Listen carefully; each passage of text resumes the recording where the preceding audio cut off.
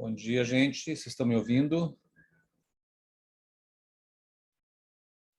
Bom dia, estamos sim, senhor. Legal. Também estou ouvindo bem vocês. Esperar um pouquinho o pessoal entrar.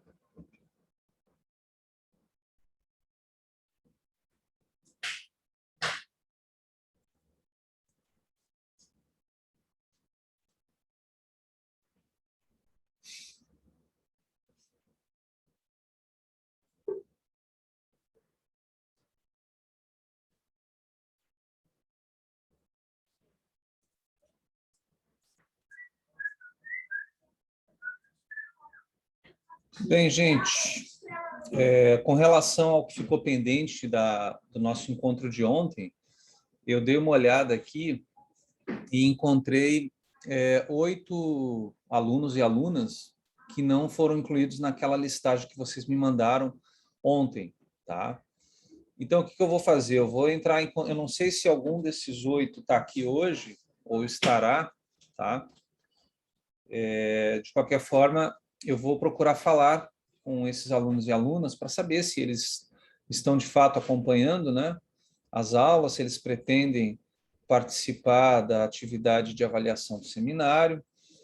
E depois que eu me certificar que sim, aí eu decido como fazer, porque, a princípio, esses 8 alunos poderiam compor os 3 grupos restantes, com apenas o detalhe, né, de que um dos grupos ficaria com 2 pessoas, e então eu sugeriria ao grupo que tem 5, que é o único grupo que tem 5, que é o do justnaturalismo teológico, que escolhesse alguém para poder ir para o outro grupo. Só que antes de dar esse passo, eu preciso me certificar de que esses 8, de fato, vão participar. Tá? Então, eu vou mandar um e-mail para eles, vou entrar em contato, e depois que eu tiver esse retorno, essa resposta, aí a gente faz essa distribuição dos grupos, porque se, sei lá, vamos supor, 4 deles não queiram participar da atividade, aí eu vou precisar mexer nesses grupos que foram formados para a gente ter os 10 grupos, tá bom? Então, vamos aguardar, vamos deixar isso para ser definido para a semana que vem, e eu só faria o seguinte, né? Bem, vamos deixar para a semana que vem, porque ainda dá tempo de vocês prepararem o trabalho, de vocês resolverem, né? Principalmente os 2 primeiros grupos, tá bom? Espera aí só um pouquinho, gente, que eu tenho que resolver um problema do cachorro aqui. Eu já volto.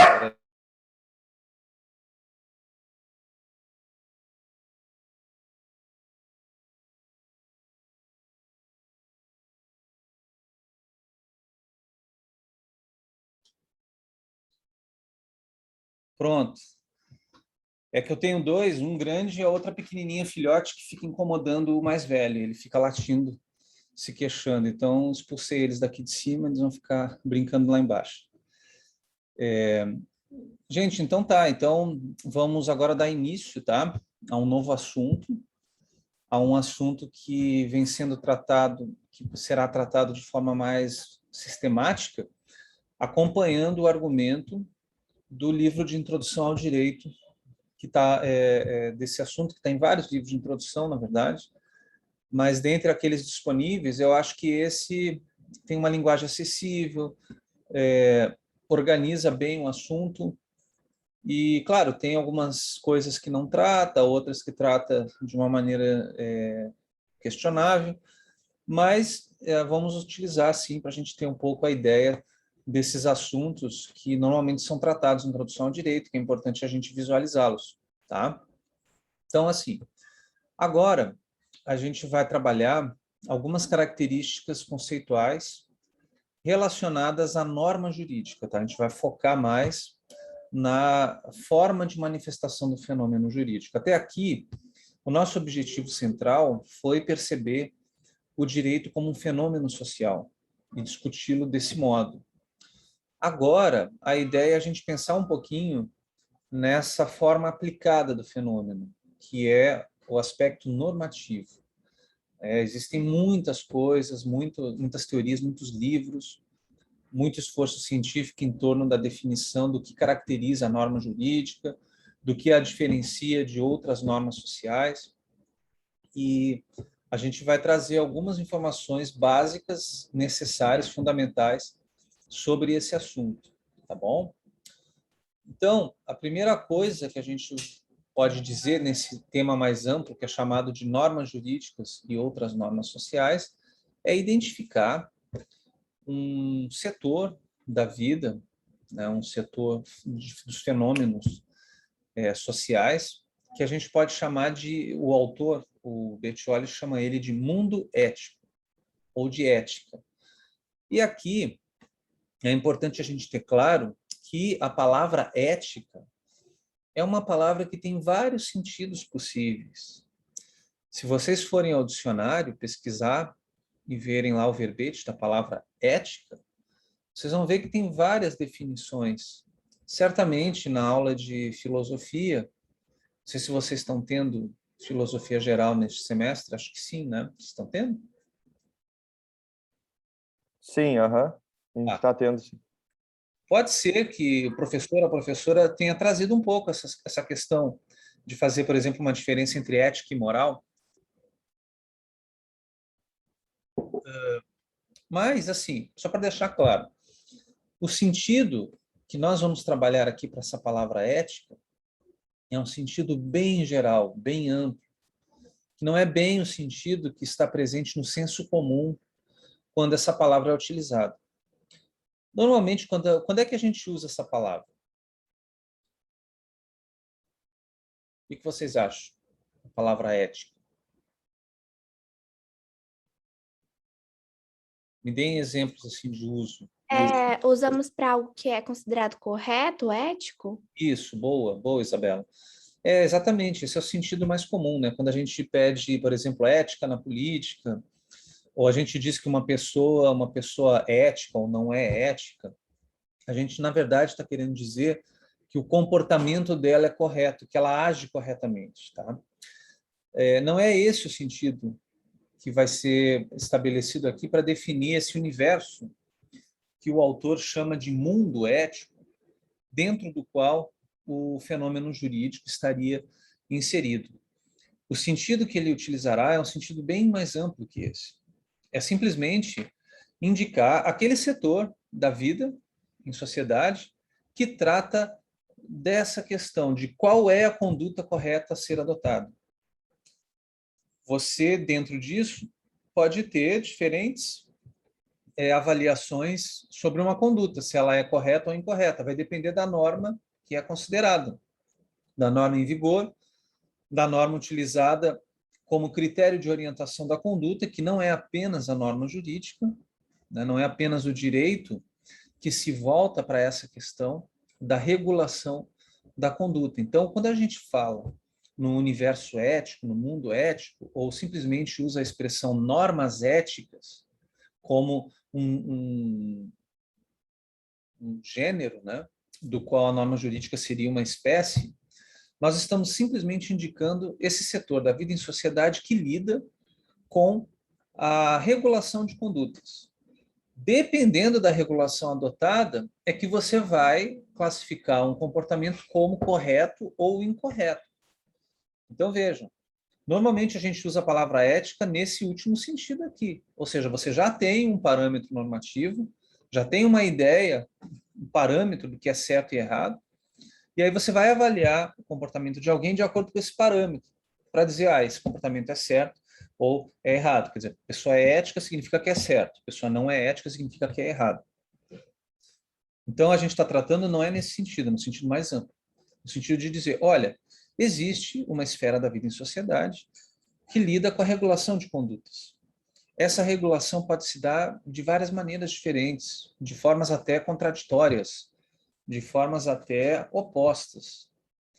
Então, para você dizer se é correto ou incorreto, vai depender de qual foi o critério normativo adotado, de quais são as normas consideradas para avaliar a conduta de alguém. Então, quando a gente está falando disso, que, na verdade, é a grande pergunta desse campo da filosofia, que é o campo da ética, né? É a pergunta como devo agir, como devo me comportar. A resposta a essa pergunta é uma norma. É a indicação de um comportamento a ser seguido. Então, a gente vai agora refletir um pouco sobre isso, sobre a norma de conduta. Tá? E aqui a gente está falando, então, da norma ética. Ética nesse sentido, de norma que regula o comportamento, norma que regula a conduta. Já sabemos que não é apenas o direito, mas antes da gente visualizar as diferentes espécies de normas éticas, a gente tem que saber que todas elas têm uma característica, ou são três, características gerais. As características gerais das normas éticas, que é o que se apresenta logo ali no primeiro texto indicado, que a gente até, se não me engano, era a lição 3, né? Que a gente até apresentou ontem aqui para tirar a dúvida da colega sobre os textos. Bem, a primeira característica, prestem atenção, porque às vezes as pessoas confundem imperatividade, tá, com coercitividade, ou ainda com obrigatoriedade. São três coisas distintas, tá?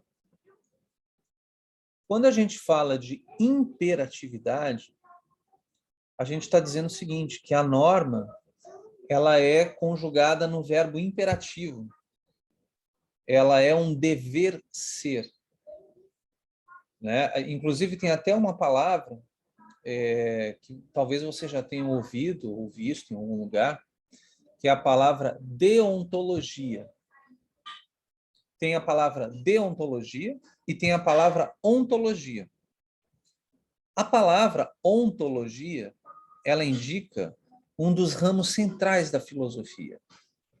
Quer dizer, acho que é o tronco central da reflexão filosófica. Logia, logos. O logos, ele não é bem, a tradução correta para logos não seria bem razão. Seria a palavra articulada, sistematizada, organizada. Deduz-se que é a palavra conduzida pelo esforço racional, pelo esforço do pensamento. É dizer alguma coisa de uma maneira fundamentada.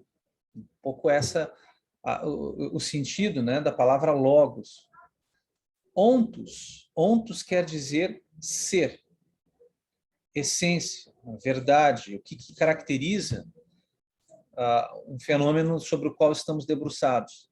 Então, a ontologia é aquele campo do conhecimento, aquele esforço cognitivo que busca dizer o que as coisas são, quer dizer, busca formular uma teoria.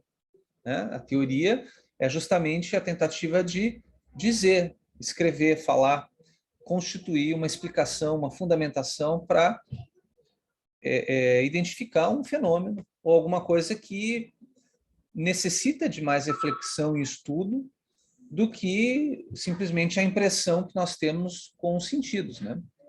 A impressão que nós temos com a nossa experiência, a olho nu, que pode nos aplicar truques, né? Que pode nos enganar. Então, não devemos confiar nessa impressão obtida pelos sentidos e mediada pelo senso comum. Nós temos que investigar, que estudar, que analisar, que pesquisar, que comparar para confirmar essas noções ou para confirmar uma teoria, uma hipótese teórica da qual nós partimos. Tá?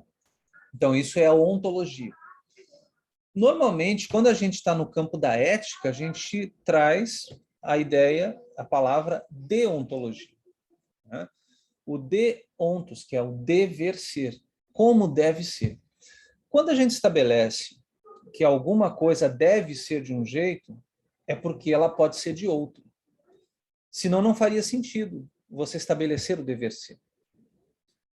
Toda regra de conduta, ela busca oferecer aos destinatários dela, quer dizer, para quem essa norma se volta, uma direção de conduta preferível em relação a outras possíveis.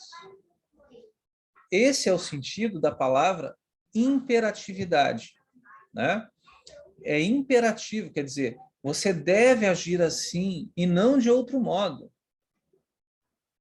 Nenhuma norma de conduta poderia existir ou fazer sentido se ela não viesse formulada nesse modo imperativo. Basta a gente tentar pensar numa norma hipotética que a gente poderia constituir que simplesmente estabelece uma direção de conduta com a impossibilidade de qualquer outra. Não precisaria existir essa norma. Por exemplo, uma norma que diga: todas as pessoas que existem devem respirar. Para você poder existir, você tem que respirar. Então, não tem outra alternativa. Não faria sentido, não teria utilidade, não teria propósito uma norma como esta, né? Então, imperatividade significa isso. Não significa dizer que essa norma está estabelecendo uma conduta obrigatória. Porque a norma ela pode ser permissiva. Ela pode dizer, você pode escolher. Né? Quando você for fazer você pode fazer um contrato de uma prestação de serviço e neste contrato você pode estabelecer uma série de deveres e obrigações. Você tem essa faculdade, você tem essa liberdade. Você pode publicar um livro escrevendo as suas ideias. Você também pode não publicar, mas a norma diz, você pode, você tem esse direito, né? Isso significa dizer que não pode haver censura sobre você.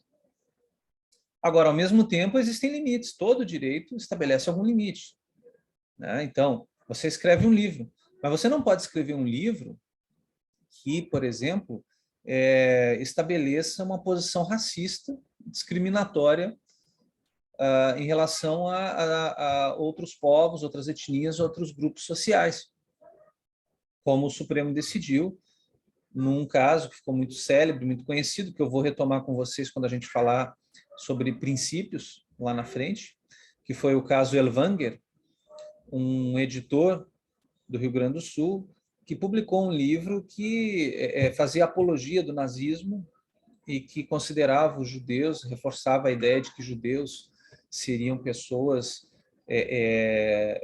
inferiores por nascença ou coisas do gênero. E ele procurou defender o direito dele de publicar o livro, baseando-se no princípio da liberdade de expressão, da liberdade de manifestação, né? Mas o Supremo considerou que as normas que proíbem a discriminação e o racismo eram um limite, um impedimento para que esse livro fosse publicado, né? Então, vejam, na imperatividade não se confunde com obrigatoriedade. Tá?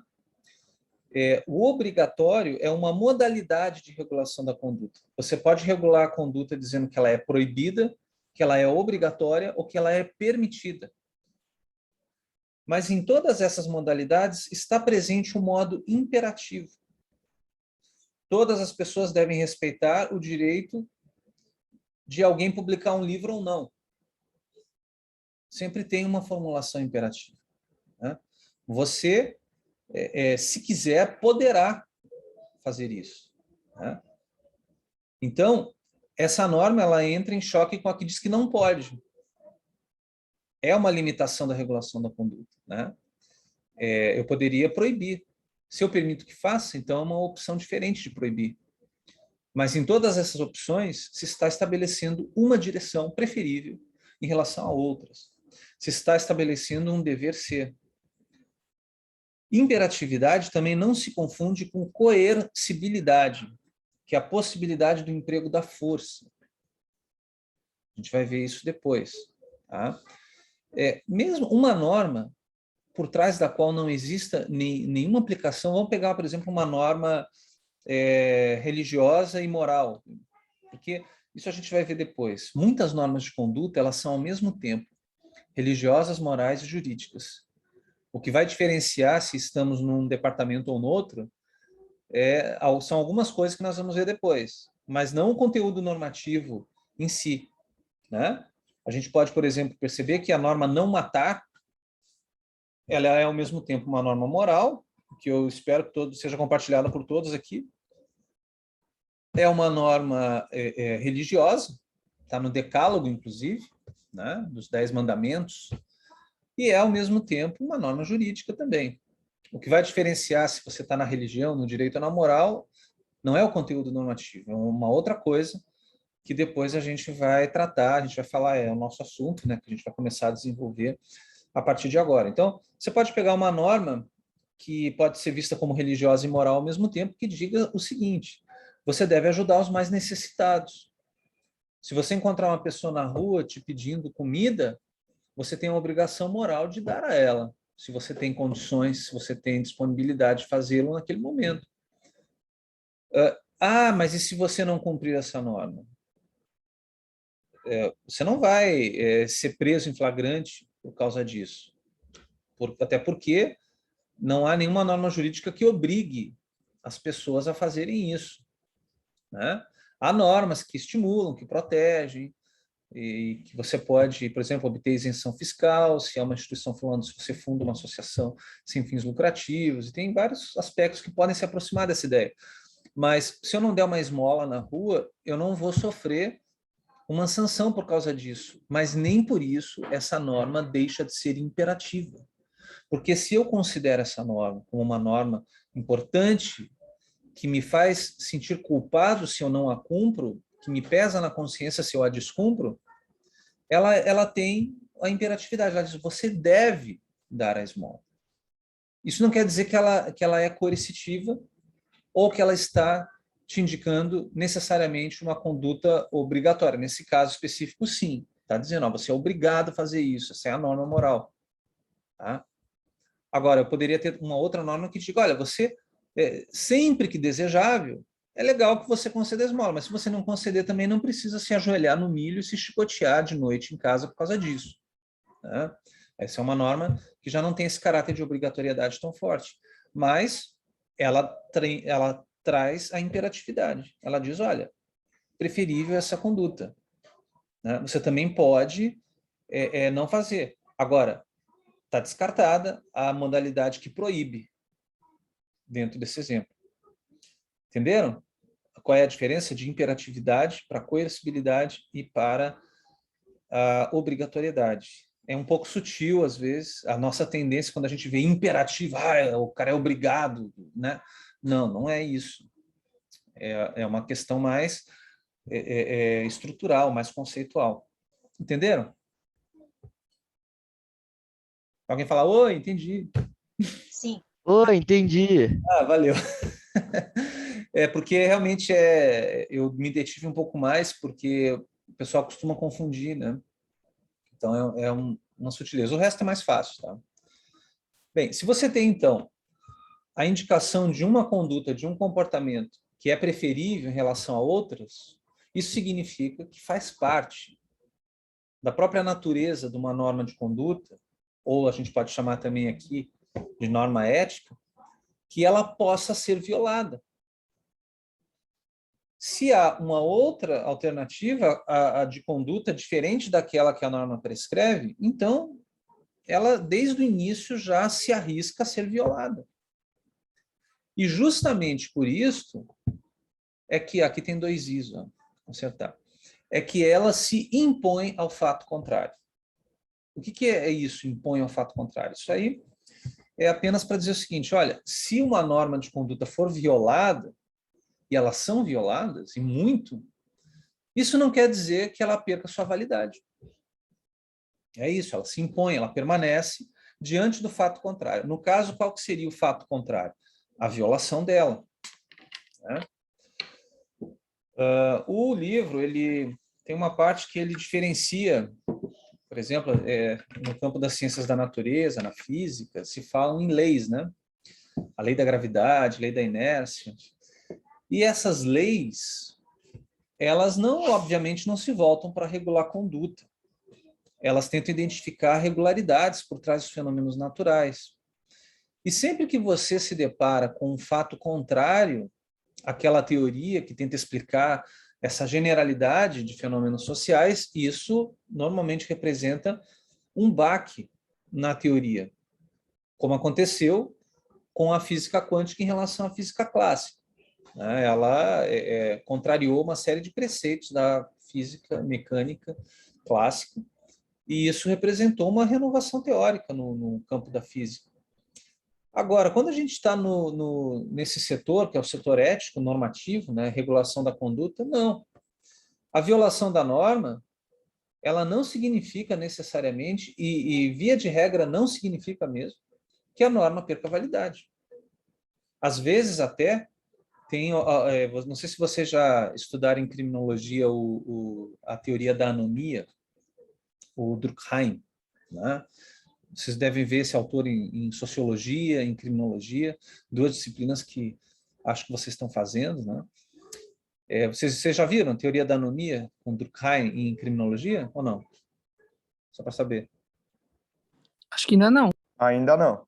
Ainda não. Tá bom. Ele vai dizer o seguinte, ele vai dizer que o crime tem uma função na sociedade. O crime não é necessariamente algo negativo. Uma certa quantidade de crime, ela seria importante para reforçar os laços sociais que mantêm a organicidade da sociedade. Como assim? Pela reação. Então, quando a sociedade reage à prática de um crime, essa reação, ela reforça os laços comuns, os valores comuns, né? Essa é a visão do Durkheim. Né? Tá? Só para deixar claro que a gente pode problematizar essa visão, mas não é o nosso objetivo aqui. Meu objetivo é apenas dizer que muitas vezes, quando há a violação de uma norma, isso cria oportunidade para essa norma se afirmar, especialmente se essa norma trouxer junto com ela uma sanção. Né? A gente daqui a pouco vai ver o conceito de sanção. Sanção não é sinônimo de punição.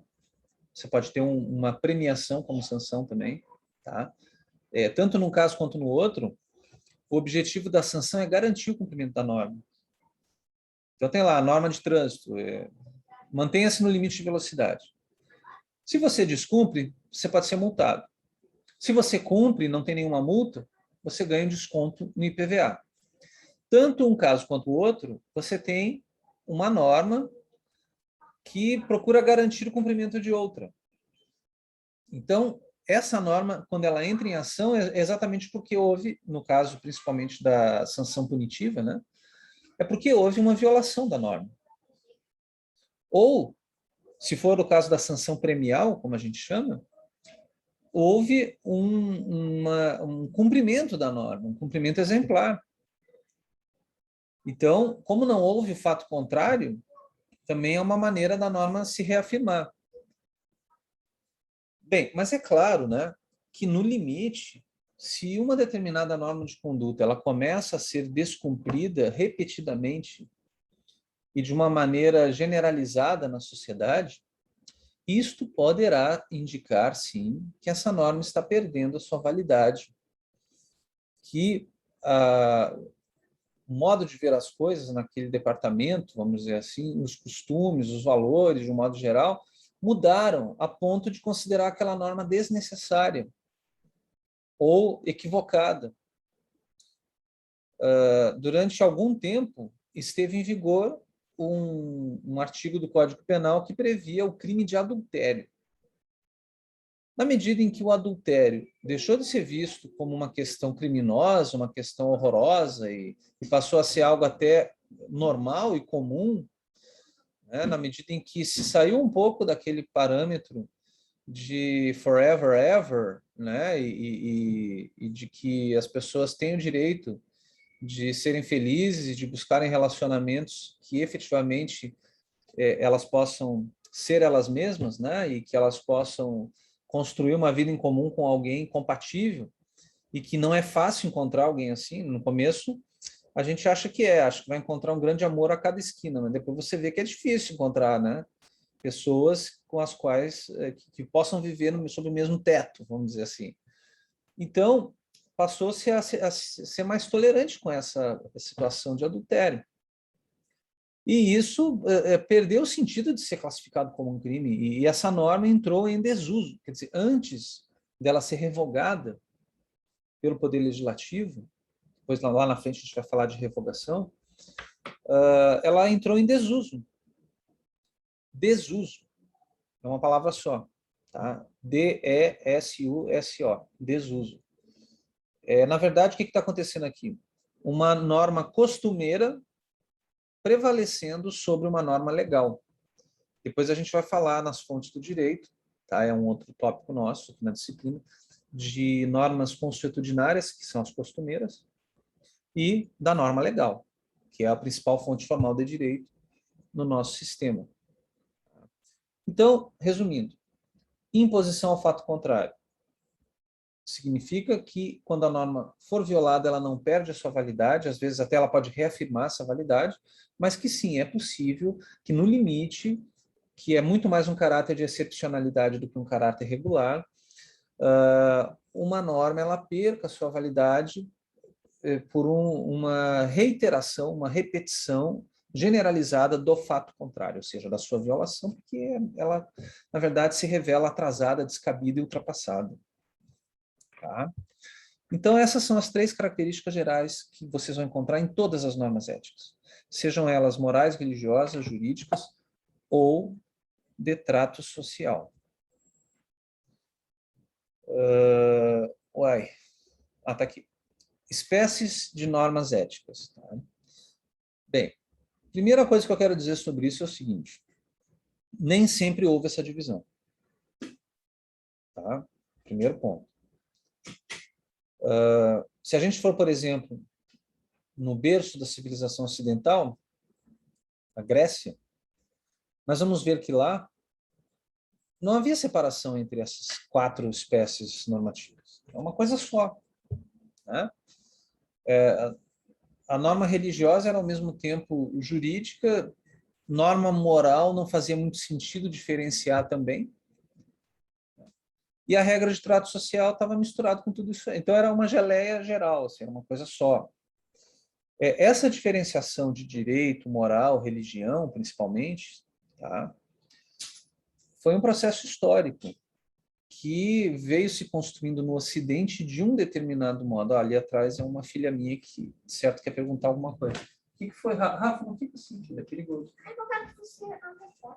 Ah, tá. Eu vou abrir a porta para ela.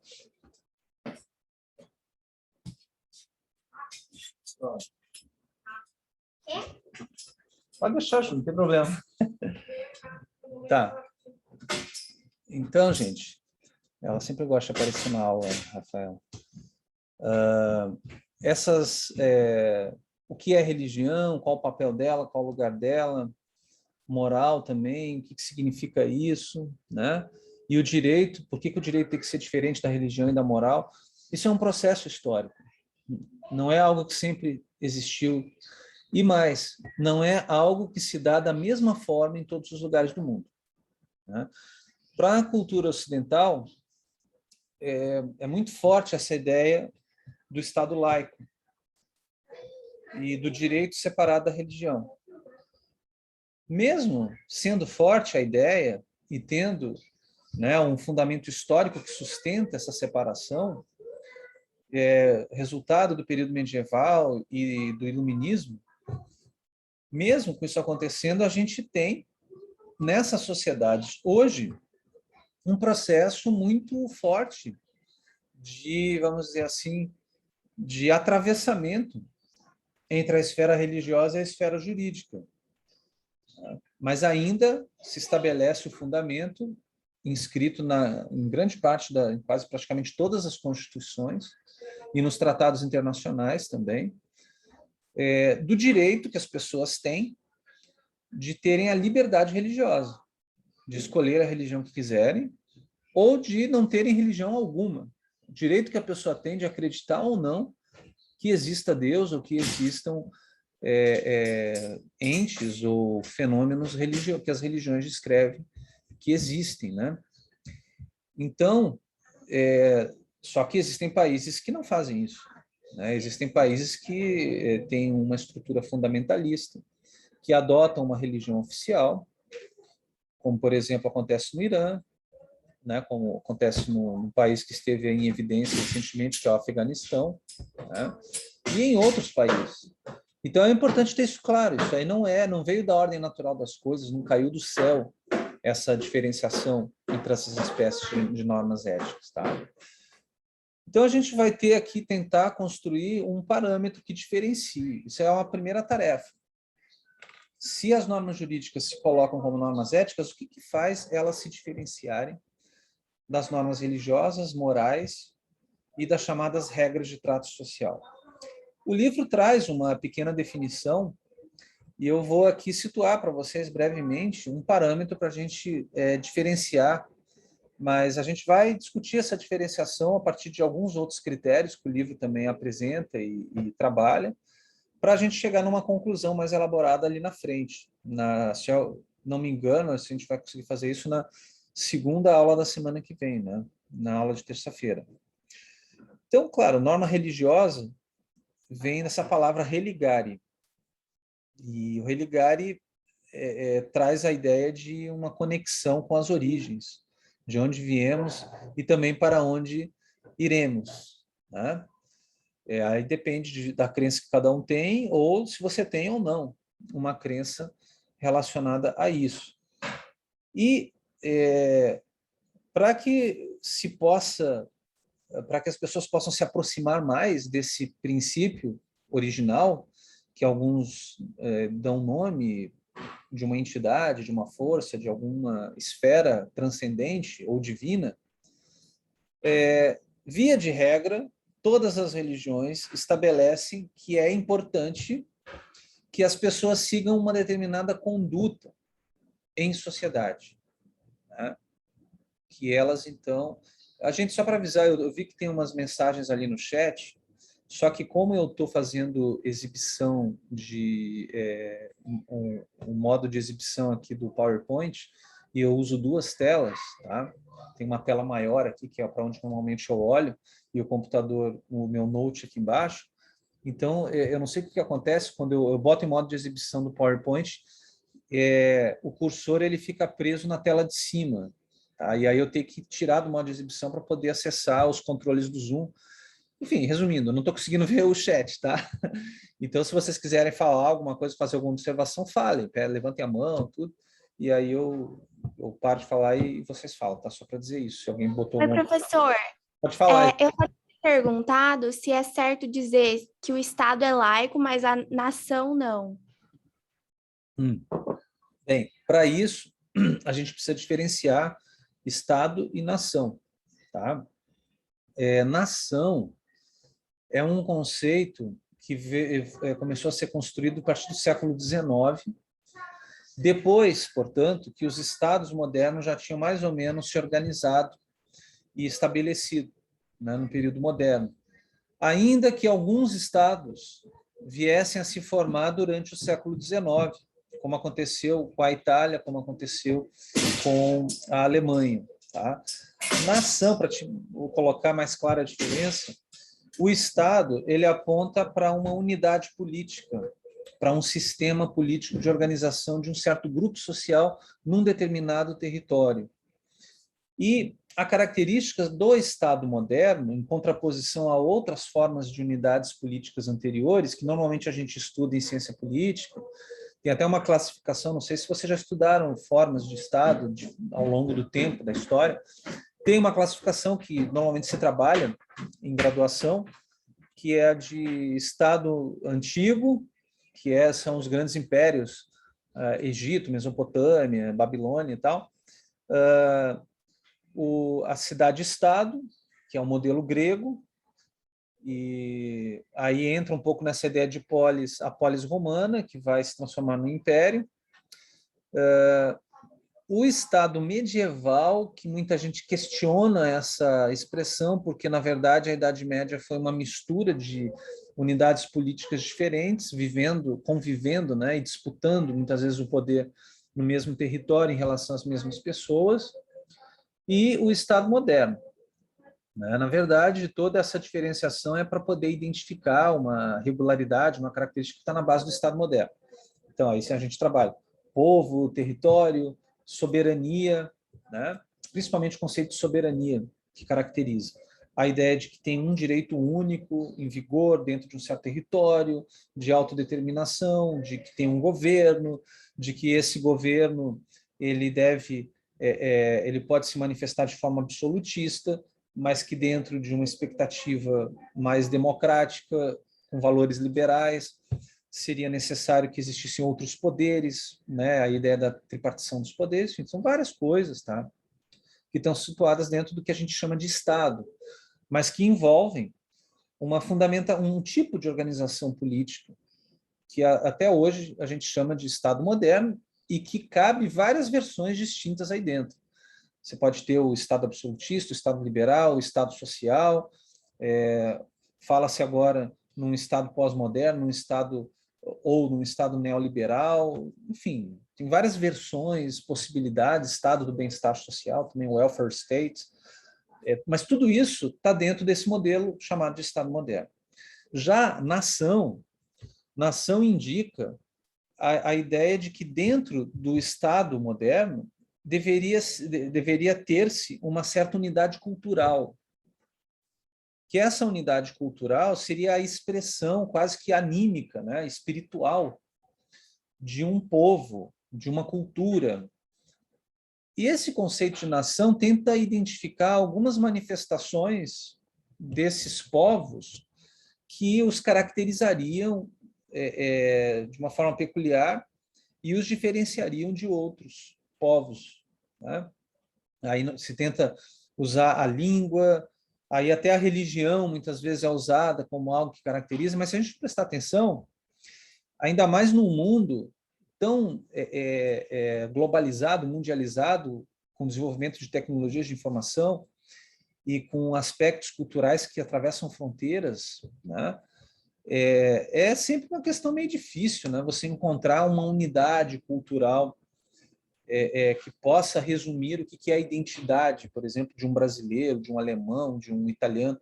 Claro, algumas coisas tradicionais são reconhecidas, mas essas questões tradicionais elas podem também ser questionadas como sendo exclusivas e como sendo representativas de todas as pessoas que nasceram e que vivem ali. Esse conceito de nação também é um conceito que se prestou a um uso bastante complicado, né? Bastante autoritário, porque se você levá-lo em última análise, levá-lo assim ao exagero, você vai dizer, olha, os valores da nação são esses. Por isso que muitas vezes a gente vê movimentos reacionários, autoritários, ditatoriais, inclusive, atrelados à defesa de uma bandeira nacionalista, de uma bandeira patriótica, né? A defender a pátria. Quer dizer, quem não compactuar com as minhas ideias, os meus valores, ou desse grupo que está aí querendo dizer que o Brasil é isso, está fora, não é brasileiro, embora tenha nascido no Brasil, embora tenha se criado no Brasil. Não seria mais interessante entender que um país ele é o resultado de muitas culturas, ainda mais os países que foram colonizados como o nosso.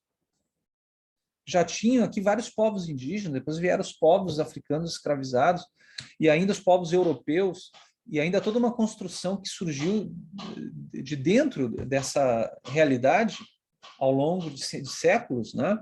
E foi construindo coisas novas, né? É tudo resultado de uma mistura.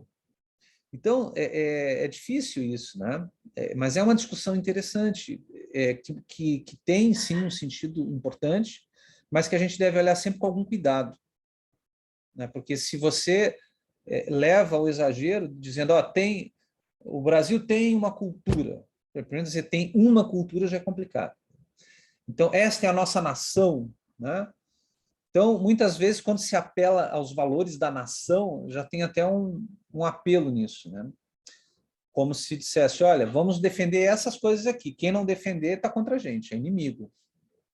Tá?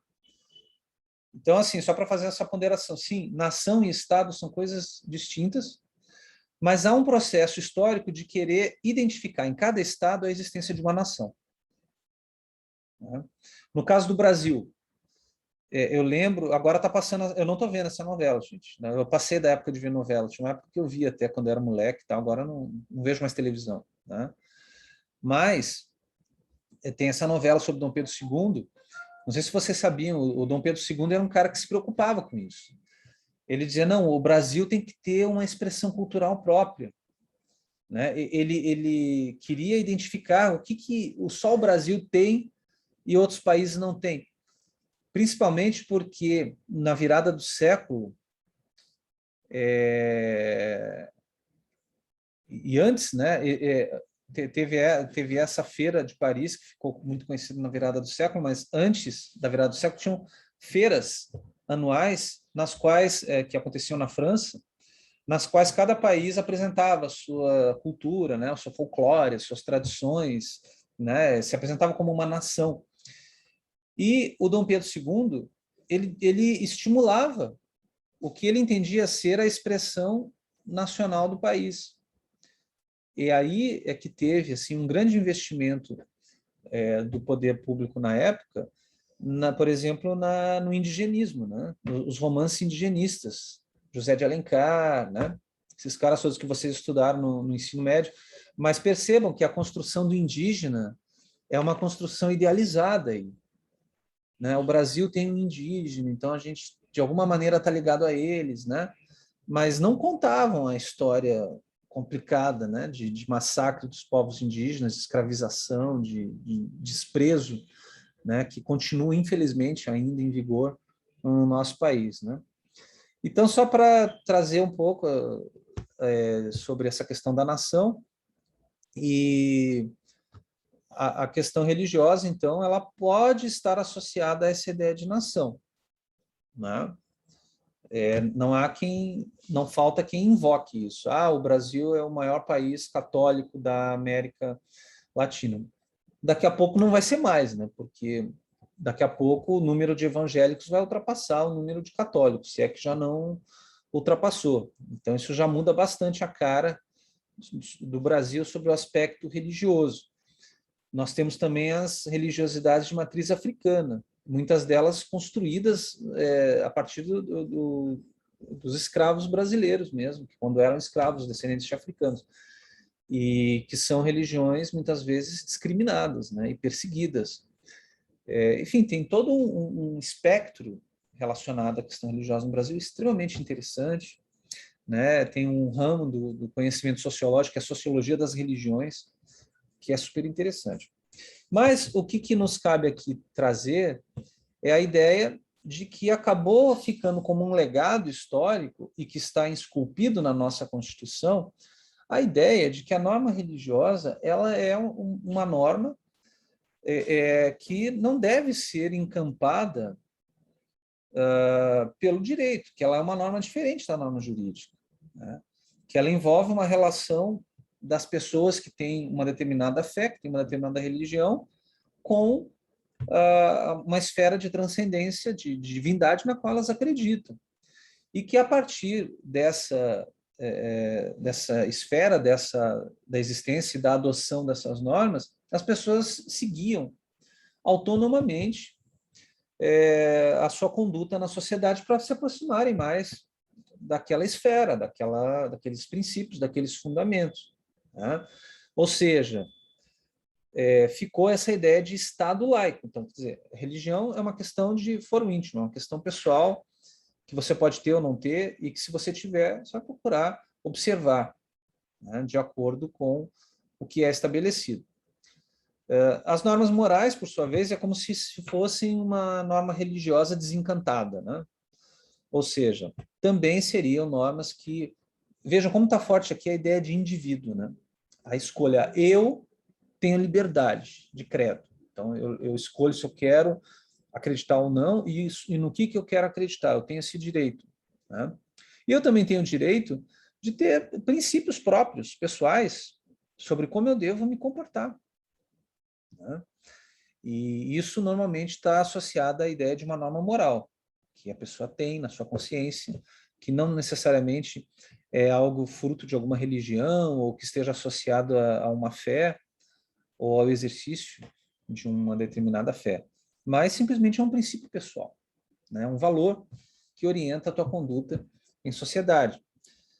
Já as chamadas regras de trato social, elas indicam, na verdade, convenções, né? Convenções que aí talvez se aproximam um pouco dessa questão que a Isabela pontuou no início, da nação, porque a nação puxa a questão cultural, né?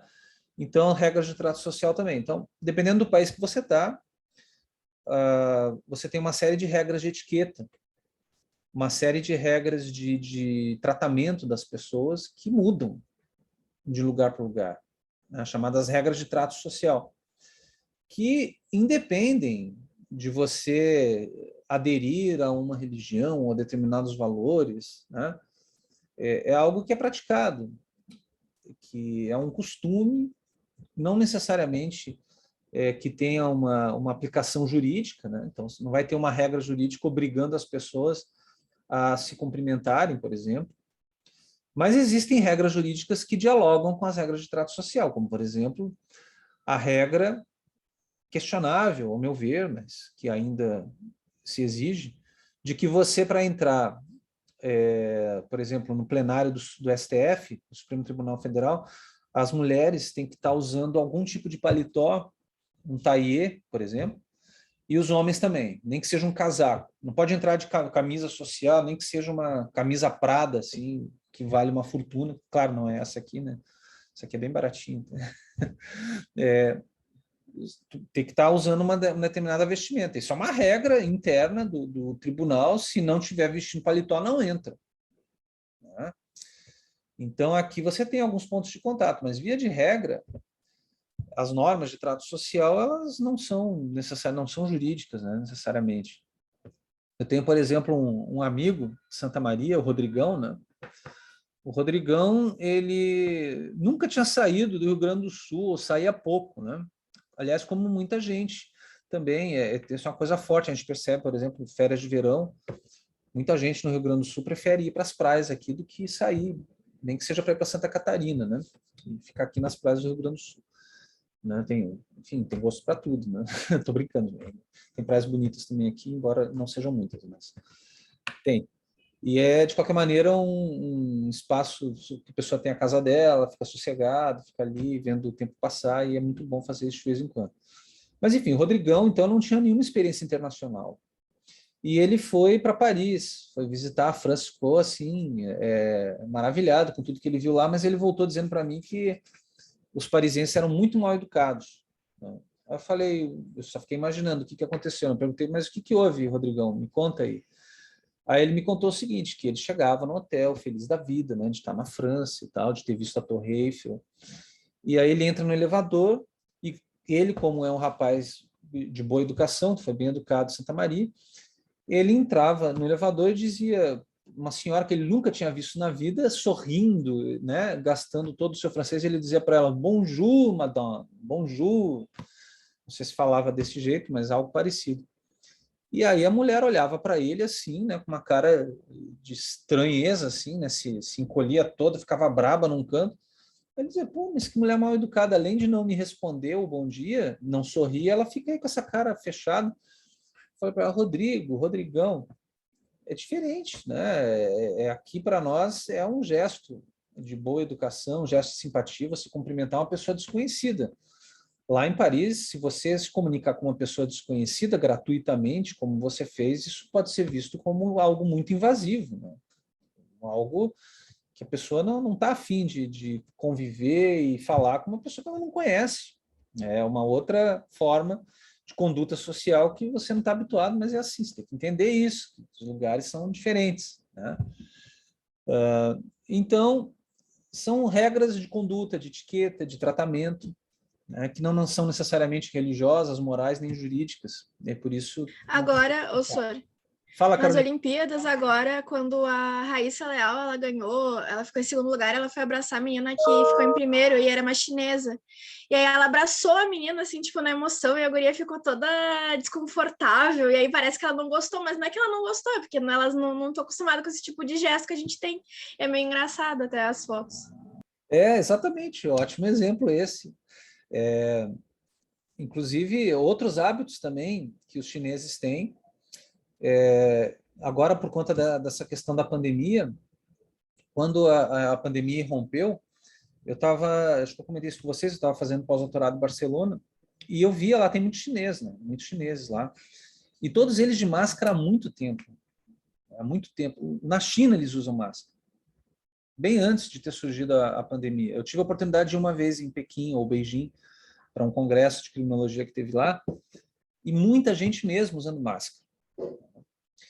E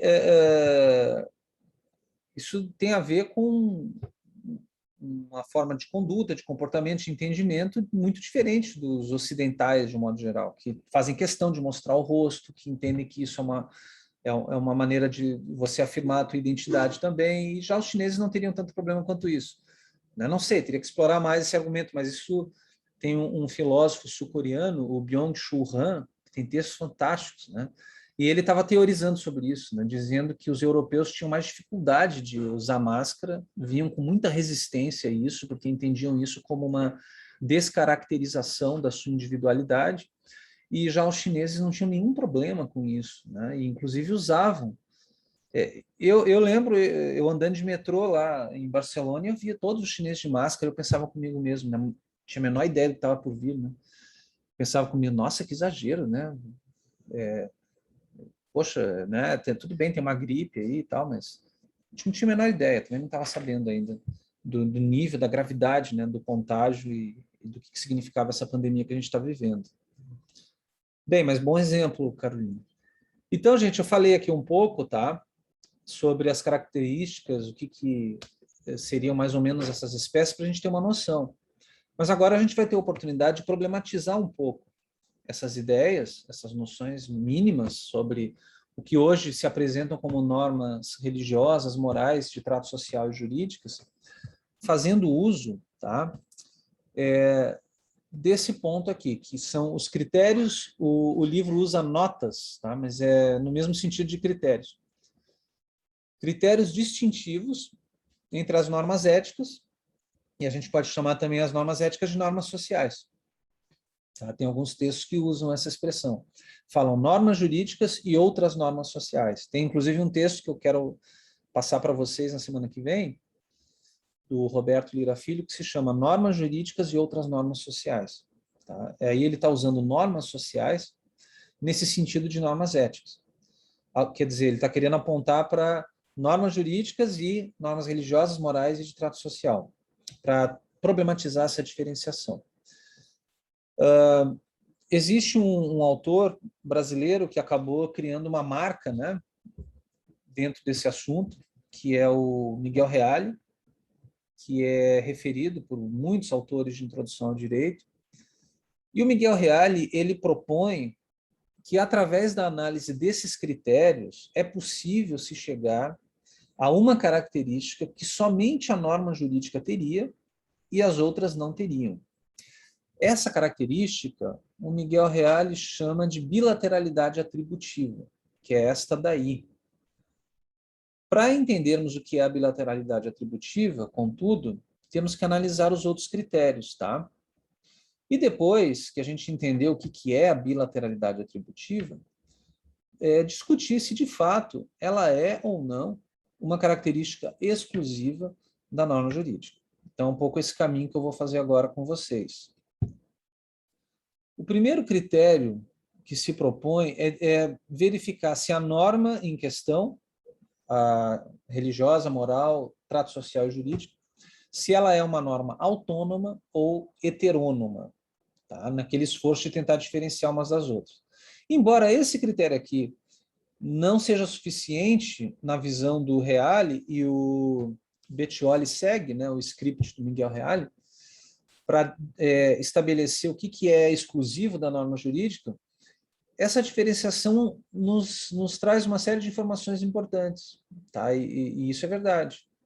Por isso que eu vou trabalhar também com vocês isso, ainda que não seja uma diferenciação absoluta, né? Como depois eu vou também trazer. Bem, então, o que quer dizer quando a gente diz, o que quer dizer quando a gente diz que uma norma de conduta é autônoma? O que eu estou querendo dizer com isso? Eu estou querendo dizer que eu adoto a norma como se fosse minha. Eu posso também dizer da seguinte forma, eu posso dizer que eu tenho uma adesão interna, que eu acredito no que a norma estabelece, que eu também concordo com aquilo que ela indica como sendo a maneira correta de agir. Tá? E que ter essa adesão à norma é algo importante para definir a sua característica. Então, quer dizer, a norma autônoma não é necessariamente apenas aquela que você cria. Por exemplo, você estabelece lá um código de conduta para você mesmo agir em certas situações, né? Na verdade, né, gente, por mais que a gente escolha um conjunto de normas para seguir, não foi realmente a gente que criou aquelas normas, né? Elas já existem. Tem outras pessoas que adotam, aí você acha legal, acha que está correto e adota para ti.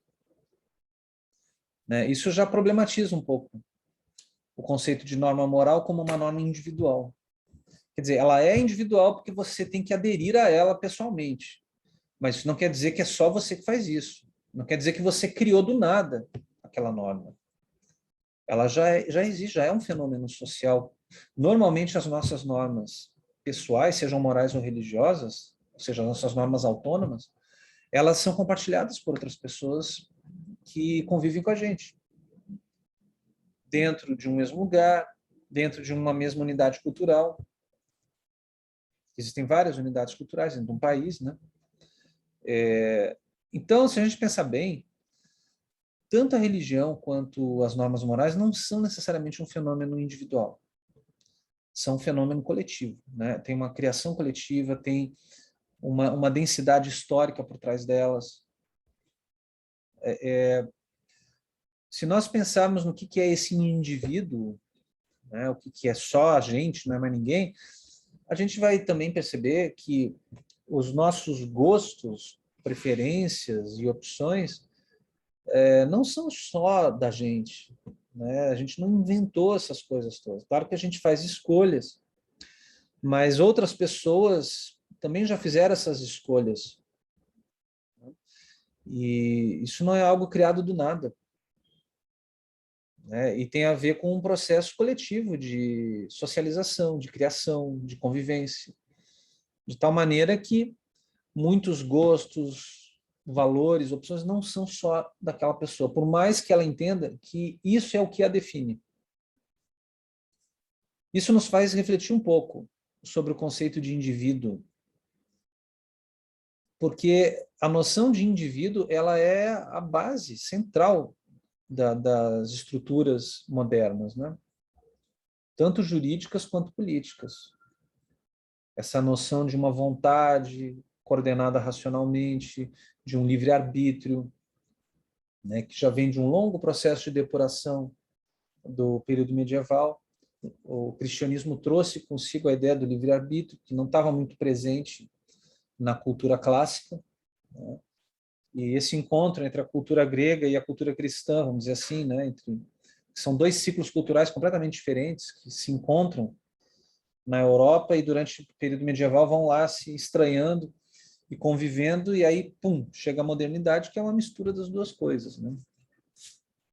Então, esse indivíduo, ele é muito mais um conceito, uma noção, uma característica, uma forma de ver, do que necessariamente algo que exista de fato, né? Assim, como geração espontânea. Não tem, né? Todo indivíduo, por mais que tenha seus gostos, suas atitudes, suas preferências, ele recebe um mundo, ele recebe uma cultura que é compartilhada com outros. Então,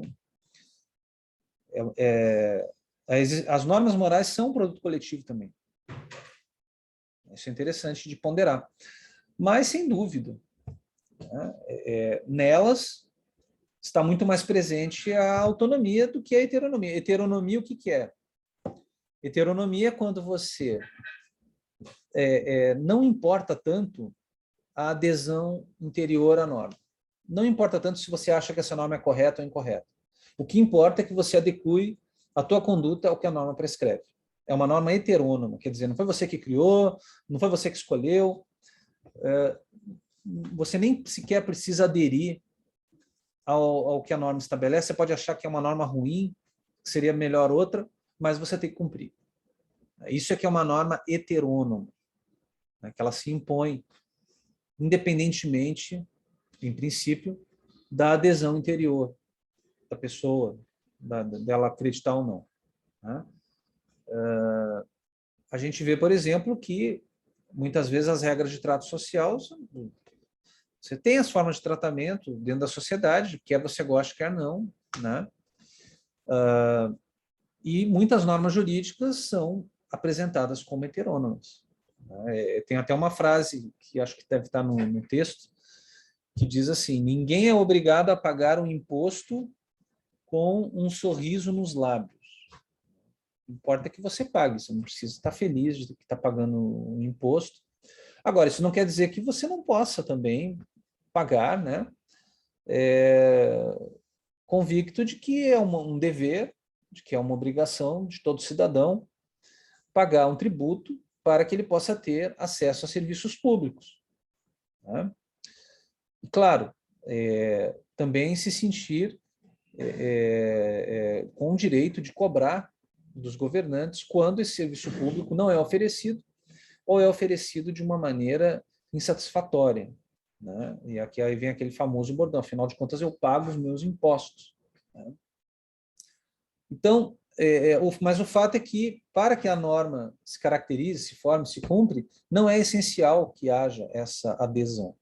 Essa é a característica e a diferenciação que se costuma fazer, tá, nos livros de introdução.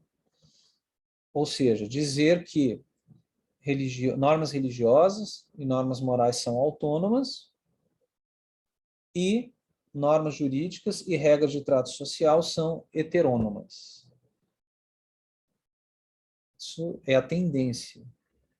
É a tendência, mas é claro que a gente pode questionar essa tendência. Quem já não se sentiu, ou não soube, ou não viu, alguma situação na qual alguém que professa uma certa religião, junto com toda a sua comunidade, deixa de cumprir uma norma religiosa e passa a ser tratado de uma forma discriminatória pelo grupo. Então, muita gente acaba cumprindo aquela norma religiosa, muito menos pela sua adesão pessoal a ela, do que pelo medo da reação dos demais. Eu vou à missa porque senão vão falar mal de mim, dizer que eu, sei lá, que eu sou pagão, infiel, satanista, não sei o quê. Né? Eu vou batizar o meu filho, embora não seja católico, porque, afinal de contas, essa é uma norma social importante, as pessoas discriminam pessoas que não são batizadas, né? Então, é muito mais algo social, né? E, eu não acredito, eu não sou católico e tal, mas eu vou batizar, porque, afinal de contas, é uma convenção social importante e tal. Quer dizer, a pessoa fica com medo de que o seu filho, a sua filha, sofra algum tipo de discriminação social se lá pelas tantas alguém descobrir que ele não é batizado. Nesses dois exemplos que eu estou dando, a gente está vendo aqui muito mais forte a presença da heteronomia do que da autonomia, né? Então, é importante ver isso, que autonomia e heteronomia não são lugares estanques e que tanto a norma moral quanto a norma religiosa, elas não deixam de ter níveis de heteronomia. Assim como as normas jurídicas e as de trato social também têm uma relação com a questão de autonomia. Existem, por exemplo, normas jurídicas que dependem da vontade das pessoas, né? Como você criar uma pessoa jurídica que funda uma associação. Né? Para as pessoas que fundaram aquela associação, essa construção jurídica expressa a sua crença, os seus valores, né? E o seu projeto de vida, um projeto profissional. A possibilidade de você construir normas contratuais abre um espaço para o exercício da vontade, em alguns lugares, em alguns casos maior, em outros casos quase nula, embora seja chamada ainda de contrato. Depois a gente vai estudar esse tipo de norma jurídica, tá? Que a gente chama de norma negocial. E, claro, também a gente tem que considerar que é meio esquisito a gente pensar em normas jurídicas que não tenham compromisso nenhum com aquilo que muitas pessoas, ou boa parte das pessoas, acham que é o correto, né? Que é a maneira certa de regular a conduta. Então, isso também se aproxima muito do debate em torno da legitimidade. A legitimidade da norma, ela não está presente apenas no reconhecimento da autoridade que a produz. Ela está presente também em relação ao seu conteúdo normativo. Tanto que há muitos contextos nos quais a norma ela pode ser rejeitada e não ser aplicada. A sociologia da efetividade da norma trabalha com essa questão. Então, um certo nível de autonomia nas normas jurídicas, ele existe em vários momentos também. Não é algo estranho. Então, eu estou dizendo essas coisas para a gente sempre lembrar aquilo que eu falei lá atrás para vocês, os tipos ideais, né? Toda classificação ela é apenas uma aproximação da realidade, ela não deve ser levada ao pé da letra. Tá? Então, a gente tem que ter claro isso. Embora haja uma tendência que as normas morais e religiosas sejam autônomas e as normas jurídicas e de trato social sejam heterônomas, as primeiras comportam níveis de heteronomia e as segundas comportam níveis de autonomia também. É isso que eu queria trazer aqui como problematização para vocês. Né? Quantas normas morais que a gente adota, muitas vezes sem ter pensado sobre elas? A gente adota por uma questão de senso comum, de estar pertencido a um grupo, de sempre a gente ter observado essa norma como correta, muitas vezes sem ter pensado sobre ela. E é sempre possível refletir e pensar sobre elas. Aí sim, você estaria mais próximo de um exercício autônomo do que heterônomo. Bem, eu vou falar agora aqui de unilateralidade e bilateralidade, tá? E vou deixar para a próxima aula para a gente trabalhar a coercibilidade, porque ela vai demandar um pouco mais de tempo para que a gente possa desenvolver. Tá? Então, a unilateralidade e a bilateralidade, aqui é preciso esclarecer o seguinte, quando a gente fala de norma de conduta, a gente está sempre levando em conta a relação entre duas ou mais pessoas. A gente está sempre levando em conta processos de interação, quer dizer, é uma norma para moldar a minha conduta em relação a outrem. Se eu estiver sozinho, não faz sentido eu invocar normas éticas ou normas sociais. Mas, se eu convivo com outras pessoas, saber como eu vou me comportar diante delas passa a ser uma questão que pode ser tratado por normas que sejam mais unilaterais ou por normas que sejam bilaterais. Aqui o sentido de unilateralidade e bilateralidade é diferente dessa questão básica estrutural de que toda norma de conduta só faz sentido se eu considerar a convivência de duas ou mais pessoas. A norma unilateral, ela é uma norma na qual é como se fosse uma relação da pessoa com a própria consciência. Né? Isso acontece muito no caso das normas autônomas. Na verdade, essa diferença aqui entre unilateralidade e bilateralidade é um desdobramento da classificação acima, autonomia e heteronomia. Tanto no âmbito moral quanto religioso, em tese, né, embora possa resultar num outro aspecto também, eu posso estar fugindo desse foco, né, eu posso estar indo para o campo da heteronomia, como eu comentei agora há pouco, mas a unilateralidade implica que quando eu penso no cumprimento de uma norma moral, eu sou, ao mesmo tempo, o destinatário da norma, para quem ela se volta, e eu também sou aquele que fiscaliza o cumprimento da norma. Eu e a minha consciência. Né? Então, é uma norma que eu aplico para mim mesmo. Por isso que é autônoma, porque eu tenho adesão a essa norma, então eu mesmo vou me observar, eu mesmo vou considerar e vou me conter. para não violar a norma. Vou conter meus impulsos, minhas vontades, meus desejos, para poder seguir aquilo que eu acho que é o correto, que em muitos casos pode até envolver um certo sacrifício, mas me trará depois uma recompensa da consciência leve, né? E da consciência tranquila.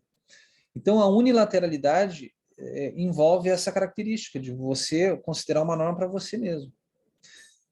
Em tese, é isso que predomina no campo moral e no campo religioso, mas na prática, em muitas situações, né, essas normas elas são levadas como verdadeiras normas de convivência por muita gente dentro de um grupo, né, e que às vezes tem um peso muito maior, caso sejam violadas, do que até mesmo normas jurídicas.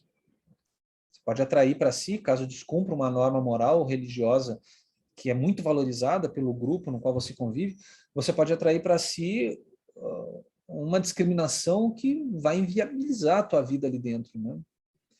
E às vezes inviabilizar até o teu próprio sustento econômico. Sei lá, você tem um negócio, um comércio numa cidade que começa a te ver como uma pessoa malquista e nem ninguém mais vai comprar na tua loja. Então, aí já está saindo da unilateralidade e indo para a bilateralidade. A bilateralidade envolve um parâmetro de conduta que é compartilhado por duas ou mais pessoas. Então, são duas ou mais pessoas que se orientam pelo mesmo parâmetro normativo, que vão agir em relação uma a outra na expectativa de que a outra também observe aquela norma. E que vão, portanto, estabelecer condutas recíprocas. Já uma norma que tende a ser unilateral, ela abre mão dessa reciprocidade.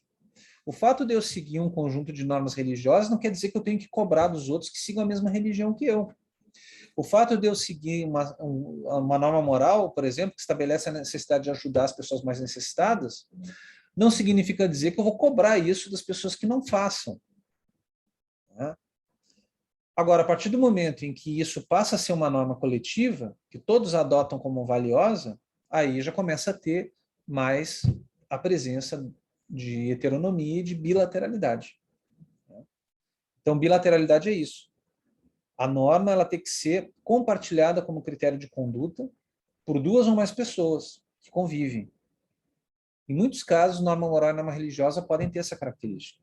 Mas na sua definição, na sua gênese, né, na sua conceituação, o que caracteriza, de fato, norma religiosa e norma moral, nessa quadra histórica e cultural que nós estamos, é exatamente o fato da pessoa se atribuir aquela norma, independentemente do que os outros façam ou deixam de fazer. O importante é que você seja coerente com as suas escolhas morais e religiosas e procure seguir, sem ficar cobrando os outros que façam a mesma coisa. Tá? É um pouco essa a distinção. Não sei se vocês conseguiram acompanhar, se tem alguma dúvida, alguma questão. Porque na semana que vem a gente vai tratar das outras duas características que faltam, são 4, né? Que o Miguel Reale propõe para fazer a distinção entre normas jurídicas e as outras normas sociais, que são a coercibilidade e a bilateralidade atributiva. Aí, dentro desse assunto coercibilidade, a gente vai ter uma série de coisas para trazer de conceitos importantes, básicos, né, fundamentais, de teoria geral do direito. Tá? E depois a gente vai propor essa definição do Reale sobre bilateralidade atributiva e vamos questioná-la com base num texto do Roberto Lira Filho chamado Normas Jurídicas e Outras Normas Sociais, que está disponível lá no Moodle.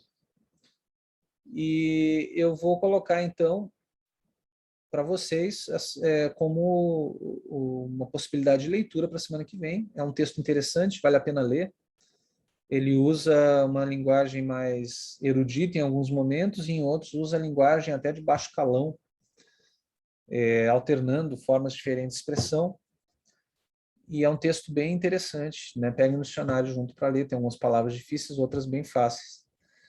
Mas ele faz uma análise crítica desse critério de bilateralidade atributiva. Tá? Então é isso que eu pretendo fazer com vocês na aula de segunda-feira, trabalhar isso, talvez fique alguma coisa para ser trabalhada na aula de terça. E aí, na terça, a gente arremata esse ponto da matéria falando sobre a diferença entre direito e moral. Tá? E esse é o nosso script aí para a semana que vem. Tá bom, gente? Tudo certo? Querem... Professor, semana que vem é feriado, não é? Ih, é mesmo, rapaz, é feriado. Então, a gente adia o final desse percurso para outra segunda. Tá bom? Mas... Caramba, cara, não vai ter aula nem segunda nem terça, agora que eu me dei conta. Tá certo. Então tá, então fica tudo adiado, postponed, para outra semana. Tem uma pergunta ali no chat, senhor, se tu conseguir ver Alguém ali. pode me dizer que eu não... Peraí, deixa eu tentar sair. Eu posso falar aqui, a Maju está perguntando sobre a diferença entre o sentido ôntico e axiológico do texto da união bilateralidade. Isso, o livro do... Peraí que eu vou pegar aqui o livro. A gente vai ver. Eu me lembro que ele faz essa diferença entre critério ôntico e axiológico. Acho que é mais ou menos, pelo que eu lembro, tem a ver com essa diferenciação que eu fiz no início, né, da bilateralidade e unilateralidade. Deixa eu ver, é a lição 4, está aqui. Bilateralidade... Qual é a página, gente? Vocês podiam me dizer que daí já acho mais fácil, se vocês estão aí à mão com a página. É a página 52, professor. Ótimo, deixa eu olhar lá. Página 52. Tá aqui, bilateralidade e unilateralidade. Exatamente, né? Isso aí.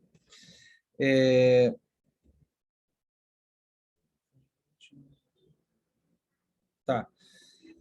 Sentido ôntico, essa palavra ôntico e ontológico são palavras bem interessantes, tá? Não vou explorar aqui agora, porque não vem ao caso, mas ontológico tem a ver com ser. Ôntico tem a ver com a manifestação das coisas a partir de um fundamento, a partir de uma realidade, tá? Então, quer dizer, o que ele está querendo dizer aqui? Que, onticamente, que no mundo dos fenômenos, tá?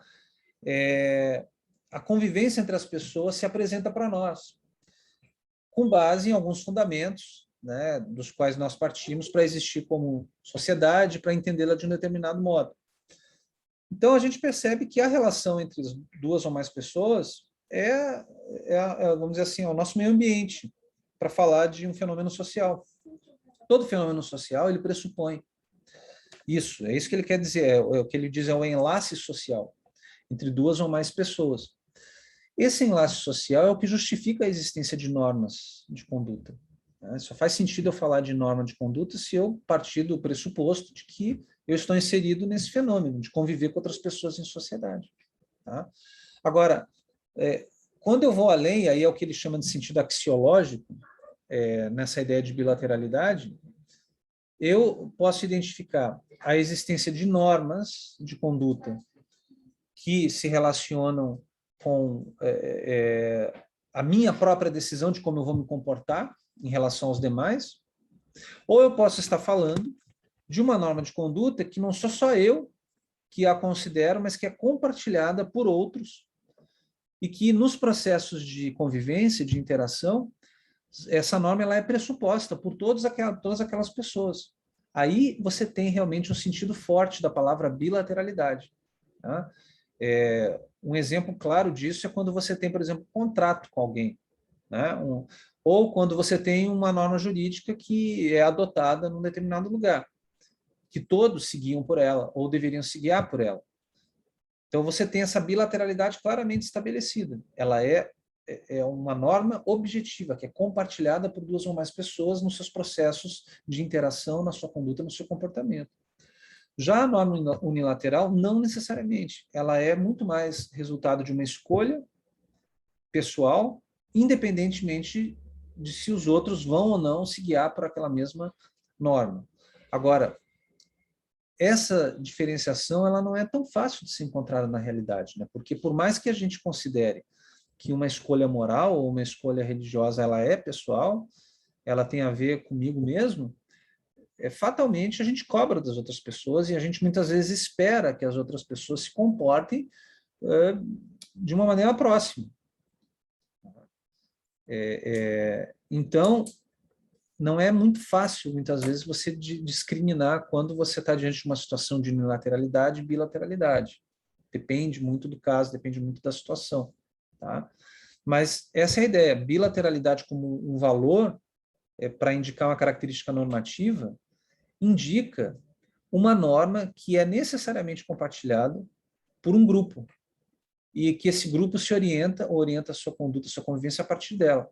Já a norma unilateral, não, ela está muito mais associada a uma escolha pessoal do que a uma escolha ou um fundamento compartilhado pelo grupo. A diferença é essa. Nem sempre é fácil identificar na prática. Tá? Só para te explicar aqui qual é essa distinção conceitual da qual o autor parte. No fundo, é só um desdobramento, né, da diferença entre autonomia e heteronomia. Entendeu? Vocês entenderam? Uma dúvida? Tá bom, professor, entendi sim, obrigada. De nada, Maju. Então tá, gente, era isso, tá? Eu desejo a vocês um excelente feriado, tá? E que a gente possa, então, se encontrar todos com muita saúde. E, nesse tempo, vamos definir a questão dos grupos, tá? Vou fazer aquilo que eu disse a vocês. E eu me comunico antes da próxima aula através do e-mail do Moodle com vocês sobre esse assunto e coloco ali alguma coisa para fazer relacionada a esse nosso tema no Padlet também. Tá? Eu aviso vocês por e-mail, sem problemas. Tá bom, pessoal? Então, um abraço e boa semana. Tchau, bom feriado. Tchau, gente. Bom feriado. Vou fechar aqui.